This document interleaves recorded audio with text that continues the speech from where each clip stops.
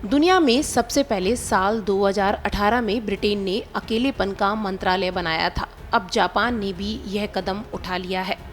Japan के इस कदम को उठाने के बाद ऐसा लगता है कि भारत में भी अकेलेपन के मंत्रालय की ज़रूरत है। भारत में इसकी ज़रूरत क्यों है, यह हम आपको बाद में बताएंगे। पहले हम जापान की बात करते हैं। जापान के तातुसी सकामोतो को वहाँ का मिनिस्टर ऑफ लॉनलीनेस नियुक्त किया गया है। लॉनलीनेस का मतलब होता है अकेलापन, यानी सकामोतो को जापान में एक ऐसा मंत्रालय दिया गया है जिसका काम अकेलेपन से लड़ने में लोगों की मदद करना है और आत्महत्या की घटनाओं पर लगाम लगाना है। जापान के प्रधानमंत्री सुगा ने हाल ही में अपनी कैबिनेट में मिनिस्टर ऑफ लॉनलीनेस का पद जोड़ा। पीएम ने कहा, पुरुषों के मुकाबले महिलाएं अकेलेपन से ज़्यादा जूझ रही हैं और इसलिए आत्महत्या के आंकड़े बढ़ रहे हैं। मुझे उम्मीद है कि अब मिनिस्टर इन परेशानियों को पहचानेंगे और बड़े पैमाने पर नीतिगत उपायों को बढ़ावा देंगे। जापान का सुसाइड रेट पूरी दुनिया के एवरेज से लगभग 2 गुना है।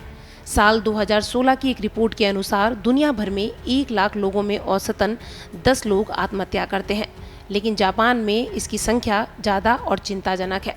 वहाँ हर 1 लाख लोगों में से 18 से अधिक लोग अपनी जान ले लेते हैं, यानी जापान में आत्महत्या करने वालों की संख्या पूरी दुनिया के औसत से लगभग 2 गुना है। जापान में लोगों के लिए अकेलापन एक बहुत बड़ी समस्या रही है। इसे हिकिकोमोरी के साथ डिस्कस किया जाता रहा है, जिसका मतलब होता है बहुत बड़े स्तर पर सामाजिक अलगाव।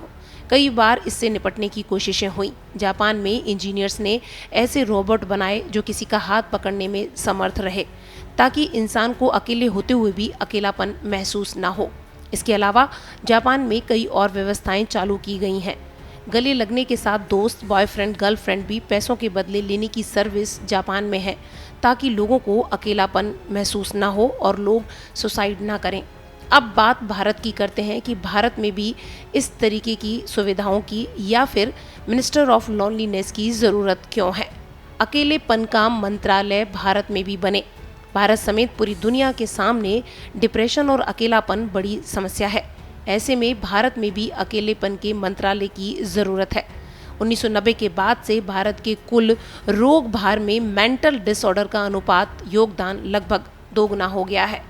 2019 की एक रिपोर्ट के मुताबिक 7.5% भारतीयों को किसी न किसी तरह का मानसिक रोग है। इनमें से 70% को ही इलाज मिल पाता है। भारत में 20 करोड़ से ज़्यादा लोग मानसिक बीमारियों के शिकार। WHO के अनुसार भारत में 20 करोड़ से ज़्यादा लोग डिप्रेशन सहित कई अन्य मानसिक बीमारियों के शिकार हैं। एक अन्य रिपोर्ट के मुताबिक देश में काम करने वाले करीब 42% कर्मचारी डिप्रेशन और एंजाइटी से पीड़ित हैं।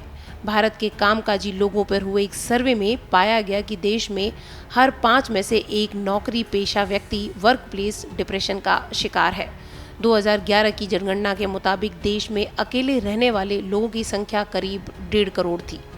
अकेलापन खतरनाक। भारत में ही नहीं, दुनिया में डिप्रेशन महामारी का रूप ले चुकी है। अकेलापन मृत्यु दर पर उतना ही प्रभाव डालता है जितना